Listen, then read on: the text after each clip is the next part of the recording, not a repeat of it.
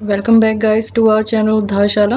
हमारा नया टॉपिक है meaning and types of share capital का पार्ट 2, जिसमें हम बात करेंगे शेयर्स की। What is share? शेयर, देखिए एक बात समझिए, किसी भी चीज़ को बल्क में बेचना बहुत मुश्किल होता है। यानी कि हम बहुत ज़्यादा अमाउंट में अगर कोई सामान बेचना चाह रहे हैं तो वो मुश्किल है, लेकिन अगर हम उसको थोड़ा थोड़ा करके बेचेंगे तो हमें बहुत सारे कस्टमर्स मिल जाएंगे, हमारा सामान बिक जाएगा।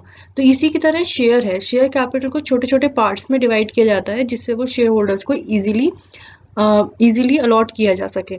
तो जो शेयर बेसिकली एक सर्टिफिकेट है जो कि रिप्रेजेंट करता है interest of the share capital in the company, measure for the purpose of liability and dividend. Types of shares में दो टाइप के शेयर्स होते हैं, एक इक्विटी होता है और एक प्रेफरेंस होता है। सबसे पहले बात करते हैं इक्विटी शेयर्स की। What is equity shares? Equity share means all share capital which is not preference share capital. इसका मतलब कोई भी शेयर अगर प्रेफरेंस शेयर नहीं है तो वो क्या है? इक्विटी शेयर है। इक्विटी शेयर दो टाइप्स के होते हैं, एक इक्विटी शेयर कैपिटल और एक equity share capital with the differential rights. तो एक पहला वाला जो है इक्विटी शेयर कैपिटल, वो विद द वोटिंग राइट्स है, यानी कि जो शेयर होल्डर्स हैं, इक्विटी शेयर होल्डर्स हैं, उनको वोटिंग राइट्स मिलते हैं।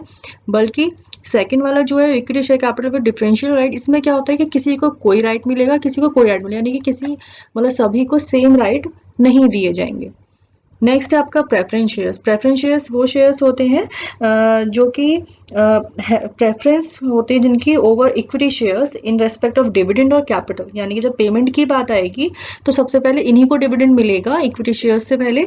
सेम कैपिटल भी इनकी सबसे पहले रिडीम होगी इक्विटी शेयर कैपिटल से पहले। नेक्स्ट हम बात करते हैं इक्विटी शेयर कैपिटल की कैरेक्टरिस्टिक्स की, जिसमें फर्स्ट है voting right at the general meeting of the company. यानी कि जब भी जनरल मीटिंग होगी तो इक्विटी शेयर होल्डर्स को ही वोटिंग राइट दिया जाएगा, जिससे कि डिसीजन ली जा सके। Right to share in the profit of the company in form of distribution of dividend and bonus shares.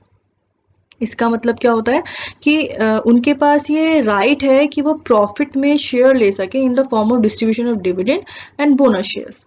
Next, in the event of winding up of the company, equity share capital is repayable only after the repayment of the claims of creditors or preference share capital। जैसा मैंने अभी आपको बताया था कि preference share capital और creditors से बाद में ही इनका पेमेंट होगा, उससे पहले इनका पेमेंट नहीं होगा।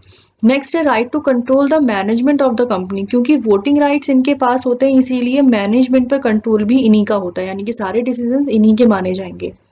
Next, right of preemption in the matter of fresh issue of capital.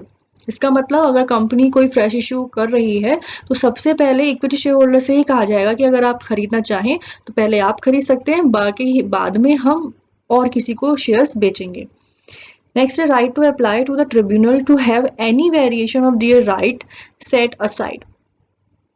Next, right to receive a copy of the statutory report. यानी कि अगर वो चाहें तो स्टैट्यूटरी रिपोर्ट की कॉपी भी ले सकते हैं।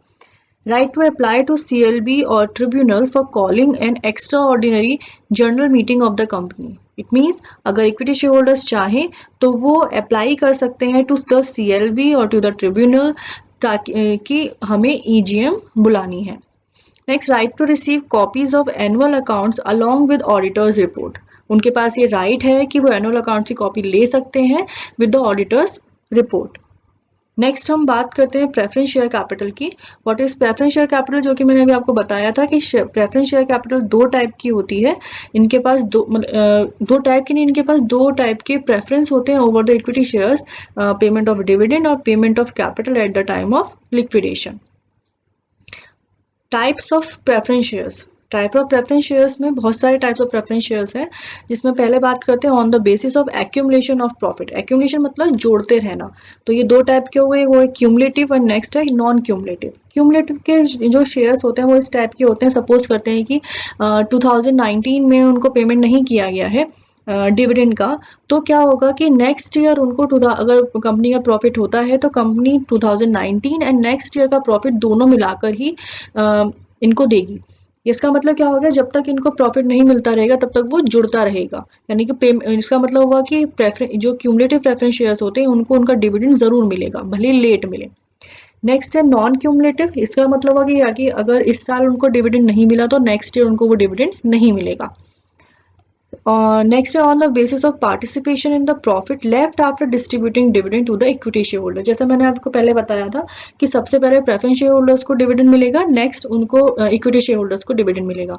तो अगर इक्विटी शेयर होल्डर्स को डिविडेंड पे करने के बाद भी पेमेंट कोई प्रॉफिट बचता है तो उसमें दो टाइप के प्रेफरेंस शेयर्स हो गए, पार्टिसिपेटिंग और नॉन पार्टिसिपेटिंग। तो अगर बचे हुए डिविडेंड में प्रेफरेंस शेयर्स का पार्ट है तो वो पार्टिसिपेटिंग हो गया, और नहीं है तो नॉन पार्टिसिपेटिंग हो गया। यानी कि बचे हुए डिविडेंड को अगर हम प्रेफरेंस शेयर्स को दोबारा से बांट रहे हैं तो वो पार्टिसिपेटिंग प्रेफरेंस शेयर्स हुए, नहीं बांटा तो वो नॉन पार्टिसिपेटिंग प्रेफरेंस शेयर्स हो गए।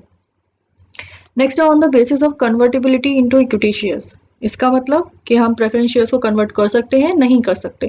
अगर कर सकते हैं इक्विटी शेयर्स में तो वो कन्वर्टेबल प्रेफरेंस शेयर्स हुए, और नहीं कर सकते हैं तो नॉन कन्वर्टेबल प्रेफरेंस शेयर्स हुए। नेक्स्ट है on the basis of redemption. Redemption का मतलब पेमेंट, उनकी कैपिटल को वापस करना। तो ये दो टाइप के होते हुए, रिडीमेबल और नॉन रिडीमेबल। तो रिडीमेबल का मतलब कि कंपनी के जो शेयर्स हैं, जो प्रेफरेंस शेयर्स हैं, उनको हम रिडीम कर सकते हैं जब भी वो चाहे। यानी कि नॉर्मली जो मैक्सिमम है वो 20 ईयर्स का है, कि यानी कि 20 ईयर्स से ज़्यादा company redeemable preference shares issue नहीं कर सकती है। नेक्स्ट बात करते हैं नॉन रिडीमेबल की। तो जब से कंपनीज एक्ट 2013 आया है उसने non redeemable preference shares issue करने से मना कर दिया। यानी कि अब केवल नॉन रिडीमेबल प्रेफरेंस शेयर्स होते ही नहीं है, सिर्फ और सिर्फ रिडीमेबल प्रेफरेंस शेयर्स होते हैं। आई होप आपको टाइप्स ऑफ शेयर्स समझ में आ गया होगा। थैंक यू, मिलते हैं नेक्स्ट लेक्चर में।